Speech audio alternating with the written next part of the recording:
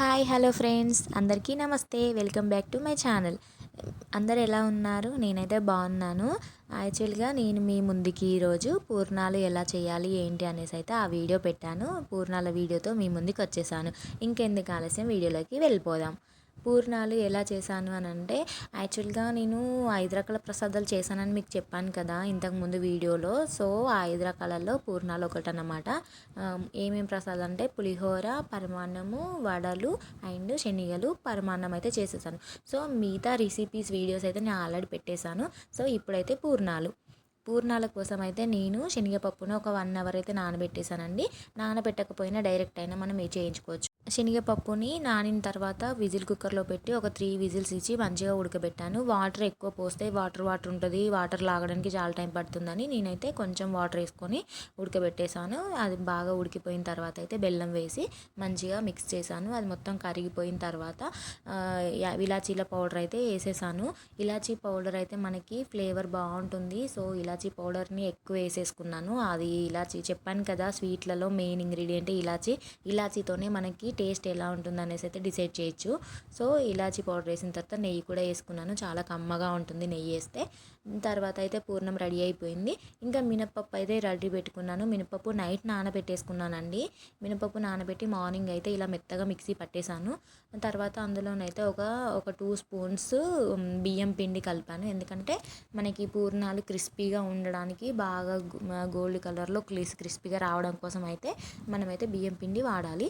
So నేనైతే బియ్యం పిండి అండ్ బేకింగ్ సోడా వేసి మంచిగా కొంచెం వాటర్ మిక్స్ చేసుకుంటూ మంచిగానైతే కలిపాను పల్చగా. అవి ముంచేయడానికి ఈజీగా ఉంటుంది అనేసి. యాక్చువల్గా అయితే నాకు తెలిసినంత వరకు అయితే నేను అంతకుముందు అయితే గోధుమ పిండితో ముంచి వేసేదాన్ని పూర్ణాలు. కాకపోతే అలా చేస్తే నాకు అంత బాగా అనిపించట్లేదు. ఇదైతే పర్ఫెక్ట్ అనిపించింది. సో ఇంకా ఎవ్రీ ఉగాదికి కూడా నేను ఇలానే చేస్తాను. ఆ పూర్ణం అయితే నేను ముందుగా రెడీ చేసుకున్నాను కదా, ఇలా చిన్న చిన్నగా బాల్స్గా చుట్టేసుకొని ఇలా లడ్డూలాగా చేసుకోవాలి. అన్నీ చేసుకొని అలా అయితే పక్కన పెట్టేశాను. అన్ని లడ్డూలు చేసి పక్కన పెట్టేసిన తర్వాత ఈజీగా ఇంకా ముంచేయచ్చు అని చెప్పేసి అయితే లడ్డూలన్నీ ముందుగానే చేసి పెట్టేశాను. సో ఇంకా ఆయిల్ పెట్టేశాను. ఇవి అయితే ఈ లడ్డూలు ఉన్నాయి కదా ముందుగా చేసుకున్నాను, వాటిని మనం కలిపి పెట్టేసుకున్న పిండిలో ఇలా ముంచి భలే రౌండ్గా మంచిగా వస్తాయండి పూర్ణాలు. ఒకసారి ట్రై చేసి చూడండి. ఇదైతే చాలా బాగుంటుంది. మన గోధుమ పిండితో కన్నా భక్ష్యాలు, బొబ్బట్లు అంటాం కదా, వాటికంటే ఈ రెసిపీ అయితే టేస్ట్ అయితే చాలా బాగుంటుంది. పైన క్రిస్పీగా, ఎందుకంటే మళ్ళీ ఇది హెల్తీ ఐటెం కూడా.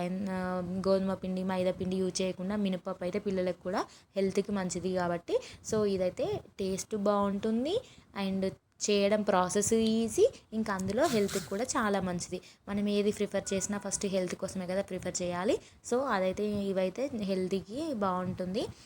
అండ్ ఇంకొకటి ఏంటంటే, నాకైతే పూర్ణాలు అంటే చాలా ఇష్టం. ఇంకా ఎప్పుడో చేస్తాము, ఎప్పుడో ఉగాదికి ఒకసారి అలా చేస్తాను. నేను ఎక్కువ అంత చేయము. పర్టికులర్గా ఏదైనా స్వీట్ చేసుకుంటాం కానీ ఈ పూర్ణాలు అయితే చేయం కదా పదే. సో ఇంకా అందుకనే ఆ రోజు అయితే ఎక్కువ పూర్ణాలు చేసేసాము. ఇంకా పిల్లలు కూడా తింటారని చెప్పేసి. ఇంకోటి, మామూలుగా అయితే నేను నార్మల్గా రెసిపీ చేసంటే వీడియో క్లియర్గా తీసేదాన్ని, ఇంకా చాలా ప్రతిసారి వేసుకుంటూ ఏంటి అని.